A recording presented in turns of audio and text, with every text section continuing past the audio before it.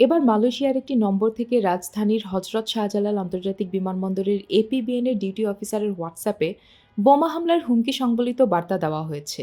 গতকাল বুধবার রাত ১১টায় এই হুমকি বার্তার পরপরই তাৎক্ষণিকভাবে বিমানবন্দরের নিরাপত্তা জোরদার করেছে কর্তৃপক্ষ।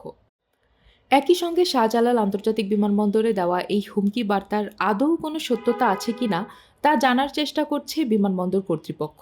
তবে বিমানবন্দরে ফ্লাইট ওঠানামা এখনও স্বাভাবিক রয়েছে।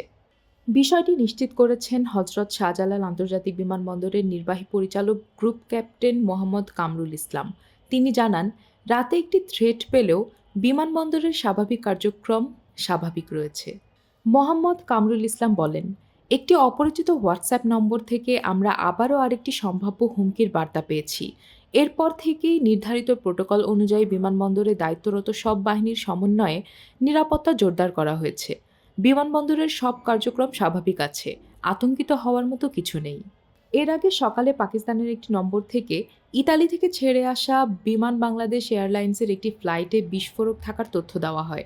বলা হয়, বিমানের রোম থেকে ঢাকা অভিমুখী ফ্লাইটে ৩৪ কেজি বিস্ফোরক রয়েছে।